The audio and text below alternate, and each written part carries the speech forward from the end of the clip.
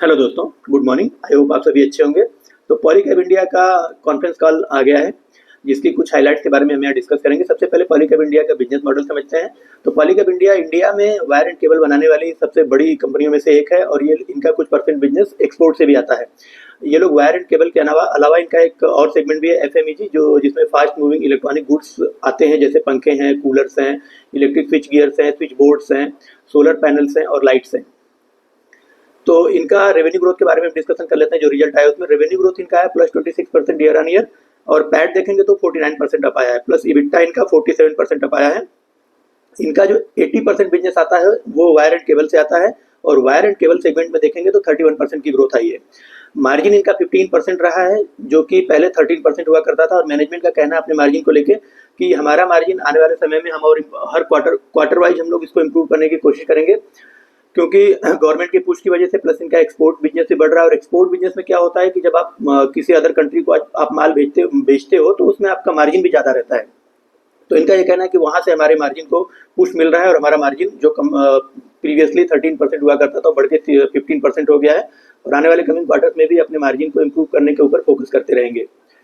FMEG business में अगर देखेंगे आप, तो ये इनका कंजिक्यूटिव सेकेंड क्वार्टर था जो प्रॉफिटेबल रहा है। इसके पहले ये लोग एफएमईजी सेगमेंट में माइनस में इनका बिजनेस हुआ करता था, लेकिन लगातार 2 क्वार्टर से इनका ये प्रॉफिट में आ गया है। और एफएमईजी बिजनेस से अभी जो है इनका जो इसमें ओपीएम ऑपरेटिंग प्रॉफिट मार्जिन वो 2% है, और मैनेजमेंट का कहना है कि आगे आने वाले 3 से 4 सालों में हम जो 2% का हमारा प्रॉफिट है एफएमईजी में, इसको बढ़ा के हम 10% तक लेके जाएंगे।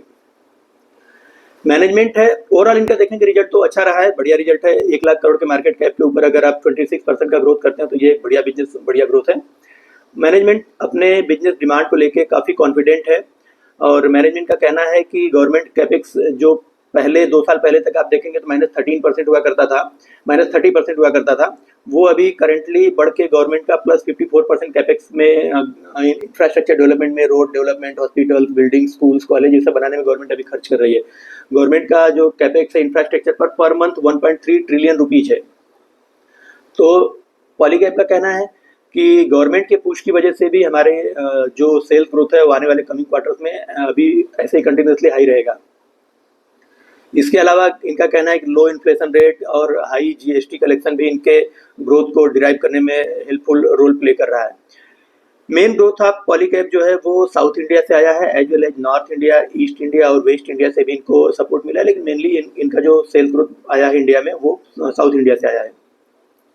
इनका टोटल 24% का बिजनेस एक्सपोर्ट से आता है, और एक्सपोर्ट में इनका टोटल जो जितना बिजनेस हुआ करता था वो 24% से उसमें ग्रोथ आई है, और इनका एक्सपोर्ट बिजनेस इनके टोटल रेवेन्यू में 5% का रेवेन्यू कंट्रीब्यूट करता है।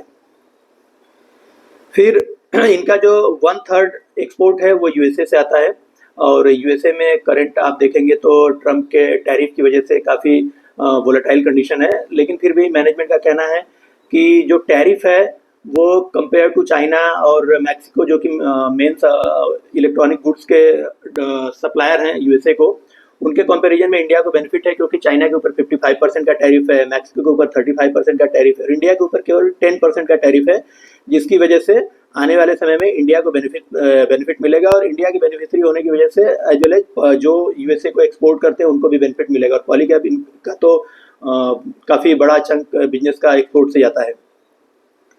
तो इसके अलावा इनका कहना है कि यूएसए में जो है वो 70% जो डाटा सेंटर हैं, डाटा सेंटर्स इनका 70 ईयर्स से मोर देन 70 ईयर्स पुराने हो गए हैं, जिनमें भी wire and cable segment, wire and cable ये लोग चेंज कर रहे हैं, तो वहाँ से भी इनको ह्यूज डिमांड आ रही है डाटा सेंटर में ट्रांसफॉर्मेशन की वजह से। तो इनकी डिमांड कंटिन्यूसली आने वाले कमिंग क्वार्टर्स में अभी तो जितनी भी है उससे कंपेरेटिवली ये लोग आगे ज़्यादा ही करेंगे यूएस को। और इसके बाद इन्होंने बोला था कि इनका जो ग्रोथ का गाइडेंस, मैनेजमेंट ने अपने ग्रोथ का गाइडेंस दिया है, FMEG will grow 2x than the current FMEG growth. इनका जो कहना है कि इंडस्ट्री का जो ग्रोथ है एफएमईजी में उसके कंपैरेटिवली हम 2 गुने रेट से ग्रो करेंगे। तो इंडस्ट्री का अगर ग्रोथ देखेंगे एफएमईजी सेगमेंट में तो 10% का है, मीन्स ये लोग 20% के रेट से एफएमईजी सेगमेंट को अपने ग्रो करेंगे। एंड इबिट्टा मार्जिन जो है एफएमईजी में है अभी इनका 2% है, उसको ये लोग बढ़ा के 8 से 10% तक लेके जाएंगे बाय द FY 30 तक। इनका मार्केट शेयर के बारे में पूछा तो एक इन्वेस्टर ने पूछा, तो इन्होंने मार्केट शेयर के बारे में बताया कि केबल सेक्टर में इनका जो टोटल मार्केट शेयर है 30% है, और वायर सेगमेंट में इनका मार्केट शेयर 26% है। कैपेक्स के बारे में इनका प्लान इन्होंने बताया कि ये टिल लास्ट ईयर ये लोग अपना जो इनका कैपेक्स था ये 900 करोड़ का ये लोग एनुअल कैपेक्स कर रहे थे। अभी मैनेजमेंट का कहना है कि आने वाले कमिंग 5 साल में ये 6000 से 8000 करोड़ का कैपेक्स कर देंगे। अगर इसको एनुअली निकालेंगे आप तो ये 1200 से 1600 करोड़ पर ईयर का इनका कैपेक्स बैठता है। तो पहले 900 करोड़ का किया करते थे लोग, अभी ये 1200 से 1600 करोड़ पर ईयर का लोग कैपेक्स करेंगे। मीन्स इनको आगे आने वाले ईयर में इनको ह्यूज डिमांड दिखाई देती है, जिसकी वजह से इन लोगों ने अपना जो कैपेसिटी एक्सपेंशन है कंपेयर टू प्रीवियस अभी हायर कर दिया है। इनका जो कैपेसिटी एक्सपेंशन रहेगा mainly wire and cable segment में करेंगे, लेकिन इनको जहां भी अपॉर्चुनिटी दिखेगी वहां पर ये लोग एफएमईजी में भी अपने कैपेक्स करने का प्लान किए हुए हैं। सोलर प्रोडक्ट के बारे में इनका कहना है कि सोलर प्रोडक्ट में बेसिकली गवर्नमेंट का पुश बहुत ज़्यादा आया था, प्लस लोगों के अंदर भी अवेयरनेस बहुत ज़्यादा आ रही है ड्यू टू इलेक्ट्रिसिटी बिल और ड्यू टू इलेक्ट्रिसिटी कंजम्पशन। तो आप देखेंगे तो as well as government push plus लोगों के पर्सनल बिहेवियर प्लस इंडस्ट्रीज में आप देखेंगे तो लोग सोलर आजकल सोलर का ज़्यादा स्कोप है, और वो लोग सोलर प्लेट्स अपनी छतों पर अपने बिजनेस के लिए प्लस अदर जगहों पे सोलर का आप देखेंगे तो काफ़ी ज़्यादा एक्सपेंशन हो रहा है। तो इनका जो सोलर प्रोडक्ट का सेल्स है पिछले साल के कंपैरिजन में इस साल डबल हो गया है, और आने वाले टाइम में इनका ये कहना है कि ये सोलर जो हमारा सोलर प्रोडक्ट का बिजनेस है और भी ज़्यादा बढ़ेगा।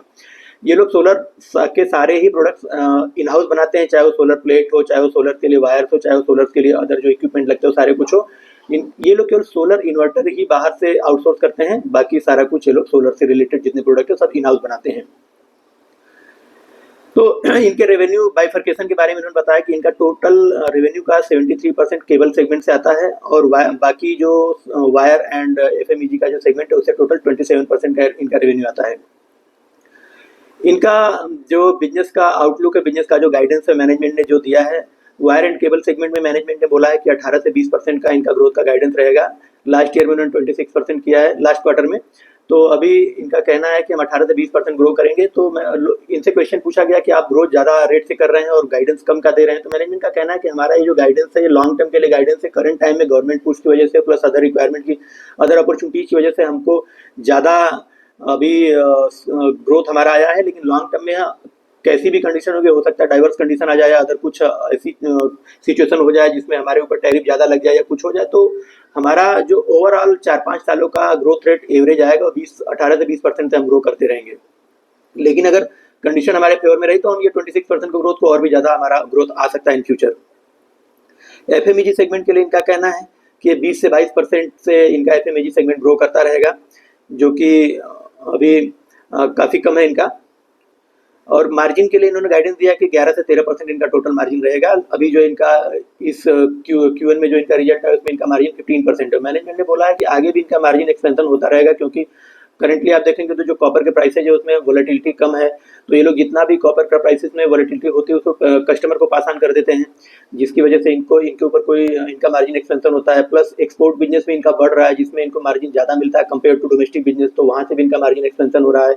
और आगे आने वाले समय में इनको प्रोडक्ट मिक्स चेंज कर रहे हैं, और ये लोग जो प्रीमियमाइजेशन की तरफ जा रहे हैं, जो प्रीमियम प्रोडक्ट्स हैं वो ज़्यादा सेल करेंगे और जो लेस प्रीमियम प्रोडक्ट्स हैं उनको कम सेल करेंगे, तो वहाँ से भी इनका मार्जिन एक्सपेंशन होगा, क्योंकि प्रीमियम प्रोडक्ट्स बेचने में आपको ज़्यादा मार्जिन मिलता है। इसके अलावा इनका ये कहना है कि इनका ये कहना है कि चाइना के ये लोग एक्चुअली एक इन्वेस्टर ने इनसे क्वेश्चन किया कि चाइना का जो डंपिंग इम्पैक्ट है इसका आपके बिजनेस पर क्या इम्पैक्ट पड़ेगा। तो इनका ये कहना है कि हमारे बिजनेस के ऊपर ज़्यादा इम्पैक्ट नहीं पड़ेगा, क्योंकि चाइना का जो डंपिंग जो पूरा वर्ल्ड है वो चाइना अदर देन चाइना भी किसी एक कंट्री को देख रहा है जो इनको इनकी डिमांड को सप्लाई कर सके, तो ये लोग उसका एक अच्छा अल्टरनेटिव के रूप में अपने आप को डेवलप कर रहे हैं, स्टैब्लिश कर रहे हैं।